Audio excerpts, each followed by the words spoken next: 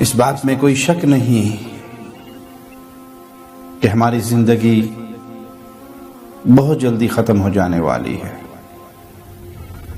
بہت جلدی ہم اس دنیا کو چھوڑ کر آخرت کی منازل کی طرف سفر کرنے والے ہیں. یہ سفر اختیاری نہیں ہے، اجباری ہے، مرضی سے نہیں ہوگا. جب خالق و مالک چاہے گا ہماری یہ زندگی ختم ہو جائے گی. پھر قیامت کے دن اللہ کے سامنے حساب و کتاب کا ماجرا پیش آنے والا ہے. بہت سے خوش نصیب تو ایسے بھی ہوں گے جنہیں اللہ مالک بغیر حساب و کتاب کے، بغیر عذاب کے، عقاب کے، اپنی رحمت سے جنت الفردوس عطا فرما دے گا. اللہم اجعلنا منہم ومعاہم وفیہم. اللہ اپنی رحمت سے ہمیں بھی اپنے ان پیاروں میں شامل فرما لے. قیامت کی جو پیشی ہے اس کی دو صورتیں ہیں. ایک صورت تو صرف اقرار کی ہے کہ اللہ مالک بندے پر بندے کے گناہ پیش کرے گا. بندہ اپنی خطاؤں کا اقرار کرے گا، اللہ کی نعمتوں کا اقرار کرے گا، لیکن اللہ مالک اس پر پردہ ڈالے رکھے گا اور اس کی ساری خطاؤں کو معاف فرما کر اپنی رحمت سے اس کو جنت عطا فرما دے گا. اللہم اجعلنا منہم. دوسری صورت سوال جواب کی ہے.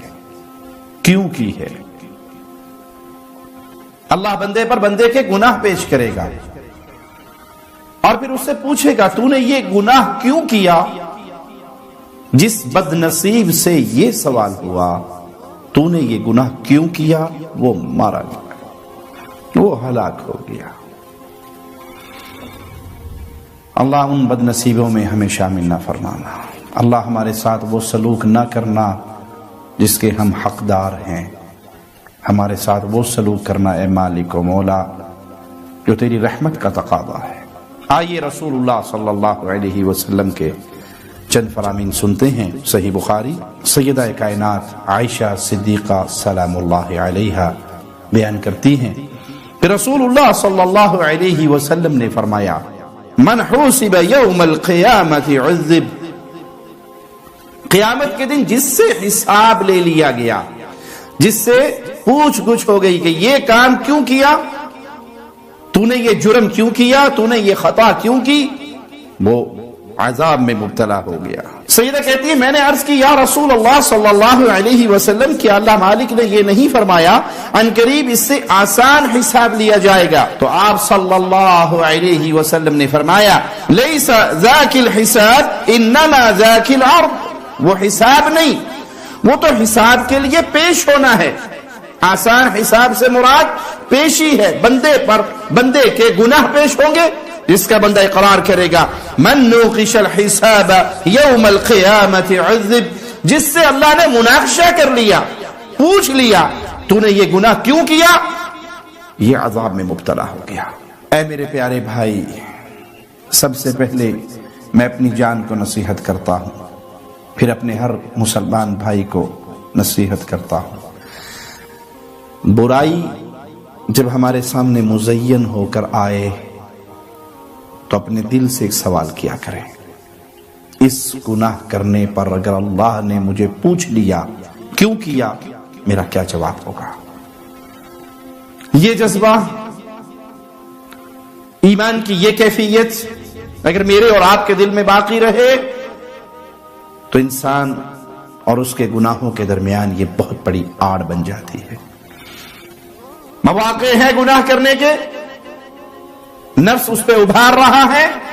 ایک ہی سوال اپنے نفس سے کیجئے، اس گناہ پر اگر اللہ نے پکڑ لیا، پوچھ لیا تو میرا کیا جواب ہوگا؟ اصل میں تو یہ سوال کا سلسلہ اور پکڑ کا سلسلہ کفار کے ساتھ ہے، لیکن بہت سے اہل توحید بھی اپنے گناہوں کی بنا پر اس میں شامل ہو جائیں گے. پھر اللہ اپنی رحمت سے اہل ایمان کو توحید کی بنیاد پر جہنم سے نجات دے کے جنت عطا فرمائے گا۔ سیدنا عبداللہ بن مسعود رضی اللہ عنہ وارضہ بیان کرتے ہیں کہ رسول اللہ صلی اللہ علیہ وسلم نے فرمایا لا تزول قدم ابن آدم یوم القیامہ من عند ربه حتى يسأل عن 5۔ الفاظ بڑے ہی شدید ہیں، معانی بڑے ہی سخت ہیں۔ ان الفاظ کو پیارے حبیب علیہ السلام کے اپنے دل میں اتاریے۔ قیامت کے دن آدم کے بیٹے کے قدم اپنے رب کے سامنے اس وقت تک اس کے قدم نہیں ہل سکیں گے جب تک وہ 5 باتوں کا جواب نہ دے دے۔ یہ منظر، یہ پیشی بڑی شدید ہے۔ اللہ اپنی رحمت والا معاملہ فرمائے اور ہماری خطاؤں کو اپنی رحمت سے معاف فرما دے، ہمیں اپنی رحمت کی چادروں میں چھپا لے۔ بندہ اللہ کے سامنے ہے، بندے اور اللہ کے درمیان کوئی ترجمہ کرنے والا نہیں ہے۔ اللہ نے سوالات پوچھنے ہیں، جب تک جواب نہیں دیں گے قدم نہیں ہل سکیں گے۔ آئیے ذرا رسول اللہ صلی اللہ علیہ وسلم کی حدیث سنیں، وہ کیا ہے جو بندہ قیامت کے دن اپنے رب کے سامنے جس کا حساب دے گا۔ عن عمرہ فیما افناہ، زندگی کہاں گزار کر آیا، زندگی کا مقصد کیا تھا، مقصد حیات کیا تھا، زندگی کیا کرتے ہوئے گزاری۔ زندگی مجھے اور آپ کو ملی ہے آخرت کو سنوارنے کے لیے۔ ہماری یہ زندگی جہنم سے بچنے کے لیے، جنت کو پانے کے لیے، رب کو راضی کرنے کے لیے ملی ہے۔ کوئی اس کا یہ معنی نہ سمجھے کہ ہم دنیا کو بھلا کر جنگلوں اور پہاڑوں اور دریاؤں کے کناروں پہ نکل جائے۔ یہ تعلیم رہبانیت کی اسلام نے نہیں دی۔ کچھ ضروریات زندگی ہے اور کچھ مقاصد حیات ہے۔ ضروریات زندگی ضرور حاصل کیجئے، اپنا نصیب دنیا میں سے لیجئے، لیکن نہ بھولیے کہ اس دنیا میں آنے کا مقصد فَإِمَّا يَأْتِيَنَّكُم مِّنِّي هُدًى فَمَن تَبِعَ هُدَايَ، آسمان والے کی طرف سے ہدایت کا پیغام تم تک آئے گا، جو اس پر چلے گا وہ جنت پا جائے گا۔ عمر کہاں گزاری؟ سوچئے آج میری اور آپ کی عمر کس مقصد کے تحت گزر رہی ہے؟ کہ اس میں اللہ کو راضی کرنا ہماری زندگی کا مقصد ہے؟ کہ آخرت کی تیاری ہماری زندگی کا مقصد ہے؟ یا دنیا کی یہ 4 دن کی زندگی ہی ہمارے لیے سب کچھ ہے؟ وَعَنْ شَبَابِهِ فِي مَا أَبْلَاهُ، عمر کے اندر جوانی کے ایام بڑے ہی قیمتی ہوا کرتے ہیں۔ نوجوان کسی بھی قوم کا سرمایہ ہوا کرتے ہیں، اور جوانی کی عمر میں انسان کے عزائم بڑے پختہ اور بہت کچھ کر گزرتا ہے۔ اس جوانی کی عمر میں آپ نے کیا کیا؟ اس لیے رسول اللہ صلی اللہ علیہ وسلم کا فرمان ہے، وہ نوجوان جس کا دل اللہ کی مساجد سے لگا ہوا ہو، قیامت کے دن عرش کے سائے کے نیچے ہوگا۔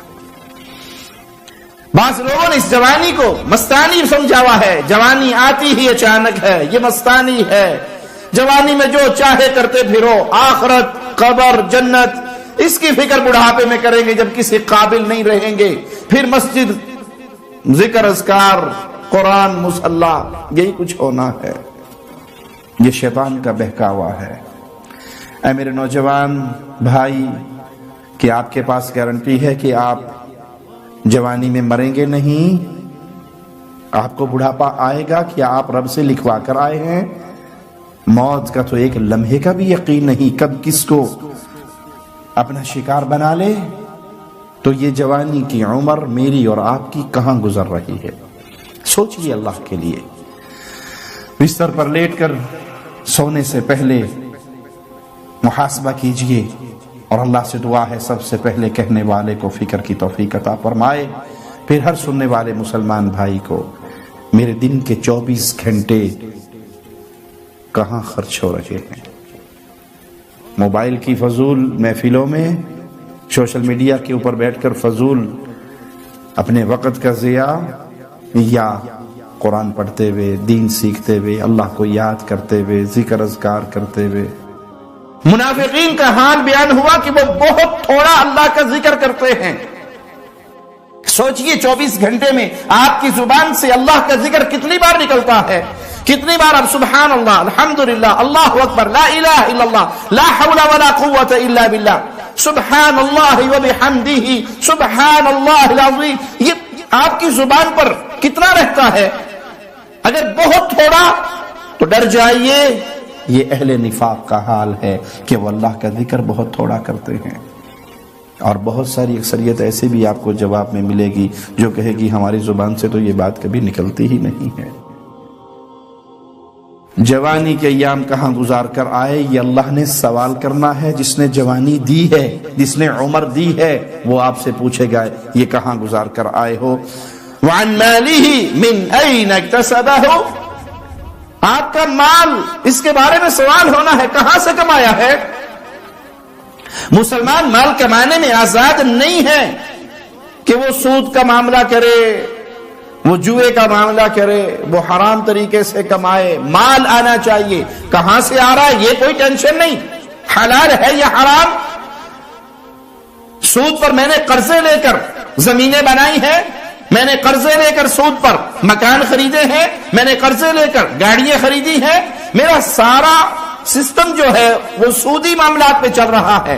لاٹری کے ذریعے، جوئے کے ذریعے، حرام کاری کے ذریعے، جھوٹ بول کر، ناحق لوگوں کا حق مار کر، بہنوں کا حق دبا کر، یتیم بھتیجوں کا حق دبا کر، لوگوں سے لوٹ کھسوٹ کر کر میں نے کہاں سے کمایا؟ الا من رحم ربی، اکثریت کے دل سے یہ فکر نکل گئی کہ مال کہاں سے کما رہا ہوں، کیا میرا کمائی کا ذریعہ ہے۔ ان کو بس یہی فکر ہے، جیب بھری ہونی چاہیے، حلال سے یا حرام سے یہ کوئی ٹینشن نہیں۔ ہاں یوں کوئی اگر بتا دے کہ آپ جس کسائی سے گوشت لے کر آتے ہیں وہ گدھے کا گوشت بیچتا ہے تو سر پھاڑنے کے لیے پہنچ جائیں گے، حرام جانور کھلاتے ہو ہمیں، کوئی شک نہیں گدھا حرام ہے، لیکن کوئی شک نہیں یتیم کا مال کھانا حرام ہے۔ اسلام کے نام پہ، مساجد مدارس کے نام پہ چندہ اکٹھا کر کے کھا جانا حرام ہے،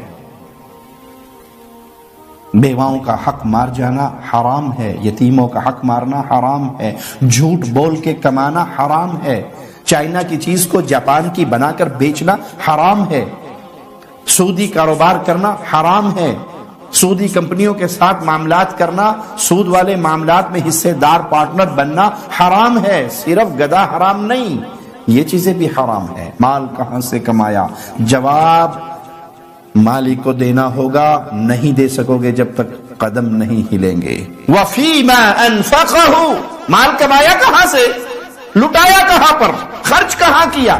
یہ آج جو آپ خرچ کر رہے ہو قیامت کے دن اس کا جواب دینا ہے۔